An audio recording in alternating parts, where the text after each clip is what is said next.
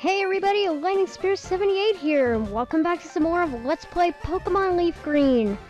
In the last episode, we defeated the Cerulean gym leader, Misty, and in this episode, remember the police officer that was standing in front of this house? Well, apparently the people in his house were robbed, even though he was on the job to watch them. Yeah, he kind of failed. Let's see, Team Rocket must be trying to dig their way to no good. Let's see what you did there. Those miserable Rockets, look at what they've done to my house. They stole a TM used for teaching Pokemon how to dig holes. I was going to use that on a Mankey or a Sandshrew. That cost me a bundle, it did. Conveniently, there's a Team Rocket guy right here. I wonder if he had any connection to that robbery. I'm an innocent bystander, don't believe me? No, in all honesty, I kinda don't. Anyway, God, these Team Rocket grunts, they get stupider by the day. Ooh, watch out, that's perfect. As you can see, I'm sending Houdini out to fight some more because while he's pretty close with the rest of the team, he still needs a few more level ups in order to be, basically caught up with everybody else. So you'll be seeing him— oh, Drowsy, god dang it. I was going to say you are probably going to be seeing him a lot in this episode, but I guess Pikachu's gonna get a time to shine too. Oh god, I do not like Drowsy. It creeps me out, it really does. I mean, look at it, it's a yellow anteater person thing with chocolate pants. Okay, well maybe not. Okay, maybe I'm off about the pants part, but come on. It creeps me out. That's why I decided to go for Abra. Okay. And down it goes. That was actually quite nice. Oh, Houdini got a level up. I thought it was like only like 2 experience point away from getting a level up, so I guess that's not that shocking, but whatever. And now that we've defeated this guy, he'll be like, oh, okay, I'll return the TM I stole. Here, take it and get out of my sight. I better never see you again. Bye-bye! Alright, so let's go take it to these people. I figure what's lost is lost. I decided to teach Diglett how to dig without a TM. So that means we can actually keep this TM, which is really quite nice. Dig is a ground-type move. While I don't have any ground-type Pokemon to teach it to, I could probably teach it to, actually, could I teach it to Wartortle? I won't, but I'm actually really curious now. Can I teach it to him? Oh, I can teach it to Pikachu, too? Wow. Huh. Didn't know that. Well, I don't plan to teach it to anybody at the moment, but maybe in a while I'll teach it to someone. Anyway, now that we're here on Route 5, there's actually something that we need to do, and that is catching the only new Pokemon that we can find here on Route 5, which is Meowth. Meowth is a pretty good normal type. I actually wanted to use this little guy for my team, but I decided against it because while I've never actually used Persian on a team, I don't know, just something— I decided to go with a different Pokemon, actually, and I don't know how I'm going to damage this thing without killing it. Well, I know what I'll do. Pikachu. Pikachu's like my Pokemon catching Pokemon. Yeah. That made so much sense. But yeah, I decided against using Meowth, and I decided I'm going to use a different Pokemon in its place. Okay. Plus, it seems like it was a little bit too soon after getting Houdini to start catching another Pokemon, so I don't know. Alright, let's catch this thing, and I bought a lot of Pokeballs off screen with the money from that nugget that we got from the Team Rocket guy on the bridge. And there we go. Now, Meowth is a pretty good normal type. Overall, it's pretty decent. Its stats are pretty average, except for its speed. When fully evolved, it becomes one of the more fast Pokemon in the game. So if you want a speedy normal type, it's not bad. Normal types are quite diverse and in their movesets, so they're not bad. Not bad at all. Now, if you come in here, this is the Pokemon Daycare. Here they, this person, whoever's running it, I don't know, I guess this dude, will, take your Pokemon and will raise it for you. Now, what this does is that each step you take is an experience point while that Pokemon's in the daycare, so it's really nice for leveling up weaker Pokemon, you know, Pokemon that are like level 5 or something. Now, the bad side of that is that the man makes all the decisions for you. He teaches moves to your Pokemon that you may not want, and he may delete moves that you do want, or maybe he'll actually teach a move you want. I don't know. Overall, I don't use the daycare that often, except for breeding Pokemon, but we're not going to get into that right now. If you bought that Magikarp from the dude on Route 4, it would be a really good time to take that Magikarp to him, because Magikarp's really hard to level up anyway, but I don't know. It's up to you. This girl right here, if you have a Nidoran female, she'll trade you for a Nidoran male.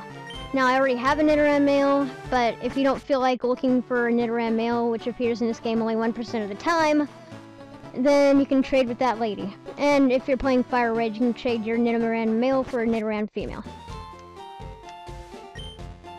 Yeah, people really do lose things in the underground path. I believe there's a whole bunch of hidden items down there, but in all honesty, I can't remember where those items are in all honesty. I just don't remember. Here you can find a Citrus Berry. Citrus Berries restore 30 HP if you give it to a Pokemon to hold. Up here, let's just find out what's up here. I'm on guard duty. I can't talk. I'm on guard duty. Gee, I'm thirsty though. Oh wait, the road's closed. So because you're thirsty, the road's closed. Words of wisdom. Words of wisdom. Now, on Route 6 here, I believe there aren't any new Pokemon that you need to run into. I could be wrong on that, but I'm 90% sure that there's no new Pokemon to find here. Now, let's see how much damage we can do with Houdini here, considering he's basically up with the rest of the team. I will be skipping the majority of these trainers on this route, but I want Houdini to get a little bit more experience. Just because we're getting to a point in the game where I would like most of my Pokemon to be around the same level, so everybody can get some even level ups pretty soon. Because there's a point in the game coming up where you get level ups like constantly, and it's quite nice.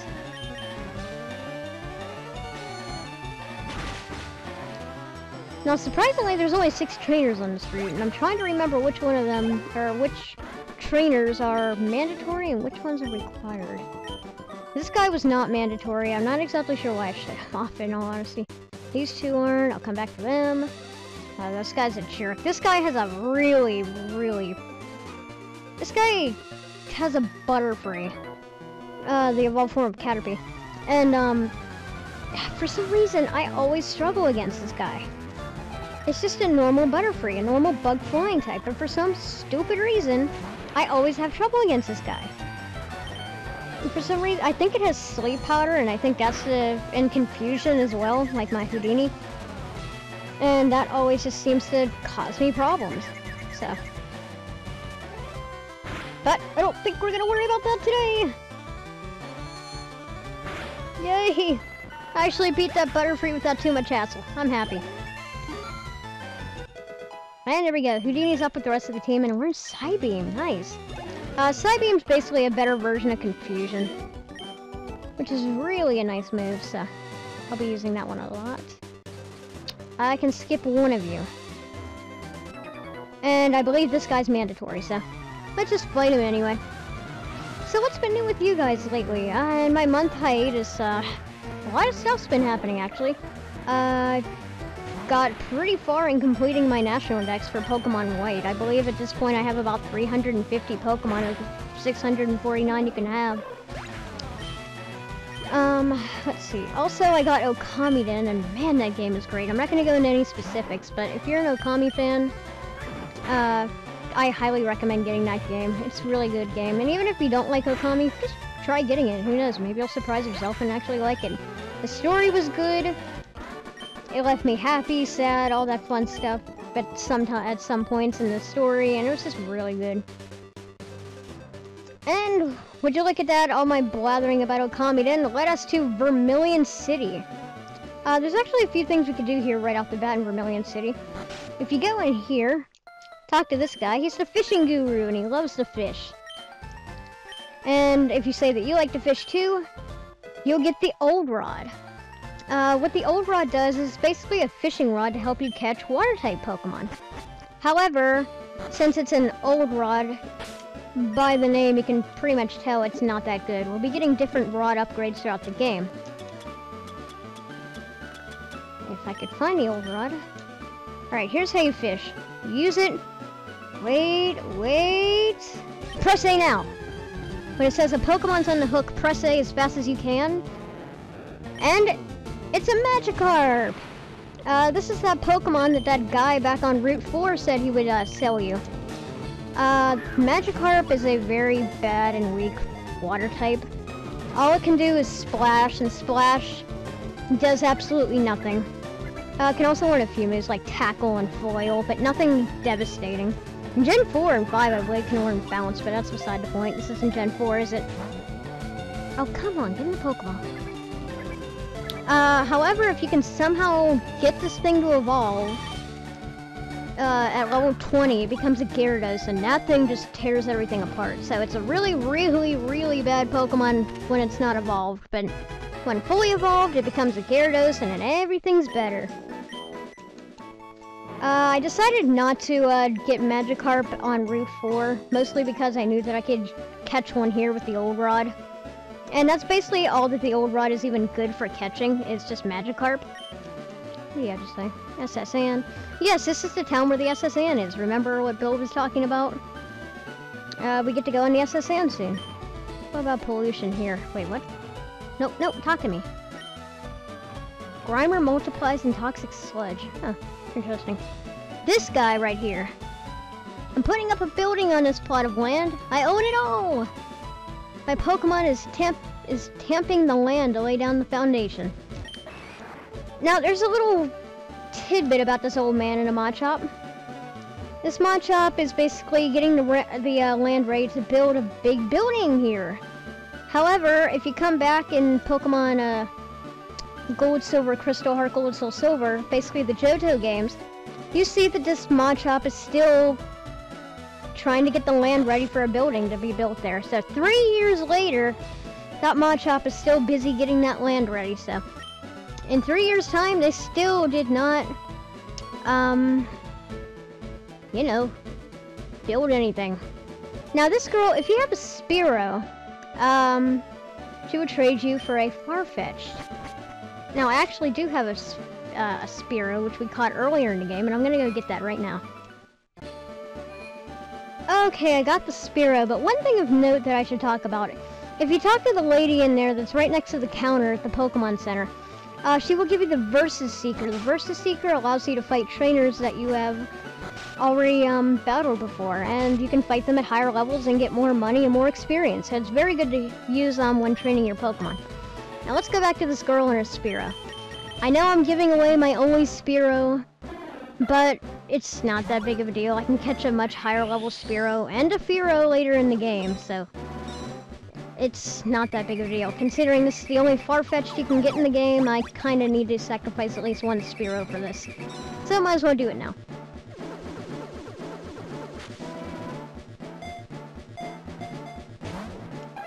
And it's Fearow, or Chiding, yes. Sometimes these in-game trades, they give you Pokemon that you cannot nickname. In this case, Chiding the Farfetch'd. So yeah, try as you might, you can't re-nickname that thing because it was given to you in a trade. Now if you come in this house, this is the Pokemon Fan Club. If you talk to this dude, he's the chair of the Pokemon Fan Club. I raise more than 100 Pokemon. I'm very fuzzy when it comes to Pokemon, I surely am. So, did you come to hear about my Pokemon? Good, then listen up. My favorite, Rapidash. It's cute, lovely, smart, plus amazing, you think so? Oh yes, it's stunning! Kindly, love it, hug it. When sleeping, warm and cuddly, spectacular, ravishing. Oops, look at the time, I kept you too long. Thanks for hearing me out, and I want you to have this. And he gives you the bike voucher. Now, what we can do with this is that we can go back to the bike shop in Cerulean City and buy our bike. Now we'll actually be going back to Cerulean City shortly after we're done here in Vermilion, so I'm just gonna go pick up the bike then. Okay, there was nothing in that house. I just wanted to double check. Now, there's one last thing I want to do this episode before we head on to the SS Anne, and that is actually come all the way over here to Route 11 and go in this cave. This is Diglett's cave. And as the name implies, the only Pokemon you can find here are Diglett, because they dug this cave out to Vermilion City. And in this cave, we are catching our 4th team member, Diglett! Diglett is a pure ground type. It is actually a pretty good Pokemon. I've used it before, and I think I even used it in my practice file of Pokemon Fire of this game, and that's gonna hurt, isn't it? Yeah, that's gonna hurt a lot, isn't it? This could be bad. Please don't kill it! Please don't kill me! Oh, come on. Now, the thing about Diglett is that it's pretty strong, but however, it doesn't have the greatest defenses. However, I never found that to be that much of a problem. I'm gonna try biting it. When it becomes fully evolved into a Dugtrio, which is the other Pokemon you can find in this cave, and it's a very rare occurrence, I might add, it becomes the fastest ground type in the game. So it's quite nice. Alright, now come on. 1, 2, 3. Yeah, we got a Diglett! Our next team member. And do I want to give a nickname to this Diglett? Of course.